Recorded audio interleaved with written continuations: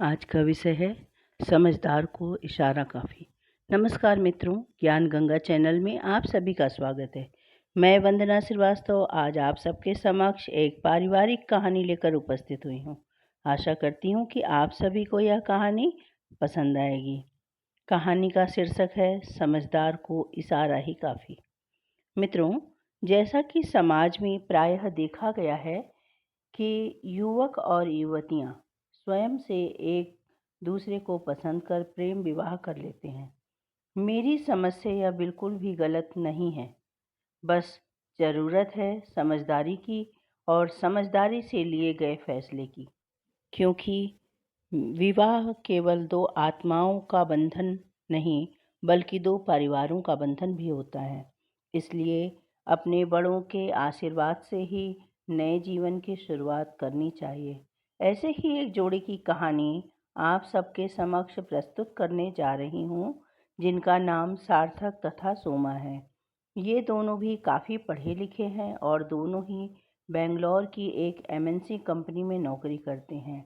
Job के दौरान ही उसी ऑफिस में दोनों को पहली ही कुछ मुलाकातों में प्यार हो जाता है और लगभग 1 साल की डेटिंग के बाद ही दोनों शादी करने का फैसला ले लेते हैं। दोनों के परिवारों को इस शादी से कोई आपत्ति नहीं थी। दोनों ही अच्छा कमाते हैं, अच्छी नौकरी करते हैं और एक शहर में भी दोनों परिवारों की रजामंदी से सोमा और सार्थक की शादी हो जाती है। दोनों बेंगलोर शहर के एक अच्छे से फ्लैट में अपनी ज़िंदगी की शुरुआत करते हैं। काम करने के लिए उन्होंने एक नौकरानी भी रखी है जिसका नाम बसंती है। वह करीब 38 साल की है। सोमा ने उसे काम पर रखते हुए ही अच्छी तरह से सारी बातें समझा दिए थे। साथ ही उसे यह भी कहा कि अगर वह यहाँ रहना चाहे तो रह सकती है। लेकिन बसंती ने बोला कि नहीं, उसका घर पास ही है, वह वहीं पर रहेगी और सुबह जल्दी वापस आ जाएगी। बसंती घर का सारा काम अच्छे से करती थी, अच्छी तरह से खाना बनाती और साफ सफाई भी करती। उसके काम में कोई भी कमी नहीं थी। शादी के करीब 1 साल बाद ही सोमा और सार्थक के बीच झगड़े शुरू हो गए। हर छोटी छोटी बात पर झगड़ा होने लगा। पहले तो झगड़ा छोटा हुआ करता था, जो थोड़ी सी बात से शुरू होकर खत्म हो जाया करती थी। लेकिन फिर कभी कभी इन दोनों में कई दिनों तक बात नहीं होती।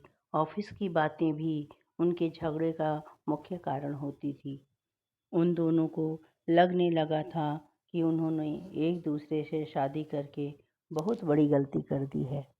ऑफिस के एक मीटिंग के दौरान दोनों ही बॉस के साथ थे।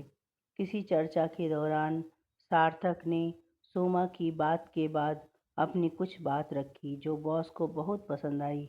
इस बात से सोमा को बहुत गुस्सा आया और वह बात हमेशा की तरह इस बार भी उनके घर तक पहुंच गई। सोमा ने इस बात को लेकर सार्थक को बहुत कुछ सुनाया और साथ ही उसने नौकरी छोड़ने और तलाक लेने की भी बात कही। बसंती यह उनकी सारी बातें, सारा झगड़ा हमेशा से ही सुना करती थी, परंतु वह कुछ कर नहीं सकती थी, इसलिए वह अपने काम में लगी रहती थी। जब खाना बन जाता तो वह दोनों को खाना खाने के लिए कहती। ज़्यादातर वे दोनों अलग अलग बैठकर ही खाना खाया करते थे। सोमा अगले दिन ऑफिस नहीं गई। दोपहर तक अपने कमरे में ही बंद रही। बसंती ने भी मैडम का दरवाज़ा नहीं खटखटाया। उसे अच्छी तरह पता था कि अभी वे कुछ नहीं चाहती। दोपहर के बाद सोमा अपने कमरे का दरवाज़ा खोलकर बाहर आई। बसंती किचन साफ करके अपने घर जा रही थी। उसके हाथ में उसका एक छोटा सा झोला था। सोमा बाहर आते ही बसंती को चाय बनाने के लिए कहती है। बसंती चाय बनाने लग जाती है। सोमा का मूड ठीक नहीं था। सोमा किचन में बसंती के पास आ जाती है। बसंती उसे खाना खाने के लिए पूछती है। सोमा कहती है कि नहीं, अभी नहीं, अभी सिर्फ चाय बना करके दे दो। सोमा बसंती से पूछती है, तुमने खाना खाया? बसंती ने जवाब दिया, नहीं मैडम, मैंने खाना ले लिया है, मैं घर पर ही जाकर खाऊंगी। बसंती थोड़ी देर रुक कर फिर कहती है, मैडम, केवल अपने लिए ही खाना ले जाती हूँ, सिर्फ मेरा बांध कर ज़्यादा नहीं ले जाती, आप देख सकती हैं। इतना कहकर बसंती अपना झोला खोल कर दिखाने लगती है। यह देख सोमा ने कहा, अरे इसकी कोई ज़रूरत नहीं है। बसंती फिर मैडम को चाय देती है। बसंती को थोड़ा सा डरा हुआ और झिझका हुआ देखकर सोमा उससे और बातें करने लगती है।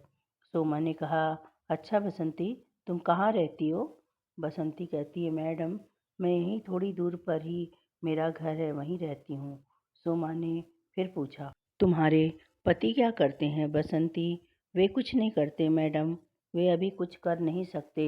बसंती थोड़ा रुकती है और पलक झपका झपका कर कहती है, उनको लकवा आया है, उनका बायां शरीर काम नहीं करता, ठीक से बोल भी नहीं पाती हैं।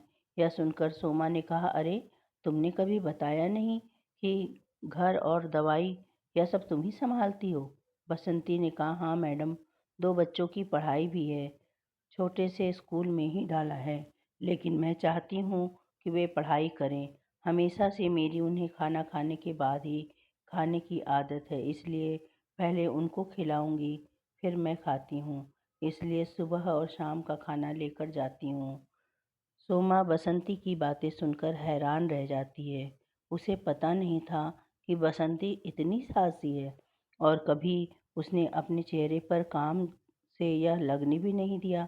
बसंती फिर कहती है, मैडम मैं आपसे कुछ कहना चाहती हूँ, यदि आप बुरा न मानो तो मैं कुछ कहूँ? सोमा ने तुरंत ही जवाब दिया, हाँ हाँ कहो ना प्लीज़। मैडम, अभी हमारे पास जो होता है हमें उसकी कदर नहीं होती। समय कैसे बदल जाता है पता भी नहीं चलता। अब मैं सिर्फ इतना चाहती हूँ कि मेरे पति ठीक हो जाएं। अभी तक की मेहनत से मुझे कोई परेशानी नहीं है, लेकिन अभी सिर्फ एक ही इच्छा है कि बस मेरे पति ठीक हो जाएं, मुझसे फिर से वैसे ही बात करें, वैसे ही अपने पैरों पर ठीक से चल सकें, बच्चों को गले लगा सकें, बाकी कुछ भी नहीं चाहिए। बसंती अपनी बात ठीक से समझा नहीं पा रही थी, लेकिन सोमा सब समझ रही थी कि वह क्या कहना चाहती है। उसकी बातों को सुनकर सोमा को रोना आ गया।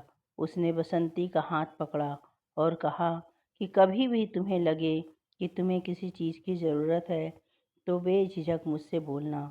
बसंती ने हाँ में सर हिलाया। कभी कभी जो बड़े लोग हमें नहीं समझा पाते मित्रों, वह जिंदगी सिखा देती है। सोमा की आंखों पर लगा पर्दा जैसे हट गया। उसे समझ में आ गया कि उसके पास भगवान का दिया तो बहुत कुछ है। पल भर में ही जैसे उसकी सारी नाराजगी, सारा गुस्सा न जाने कहाँ चला गया। जिस पति का वो मुंह भी नहीं देखना चाहती थी, अब उसके आने का इंतज़ार करने लगी।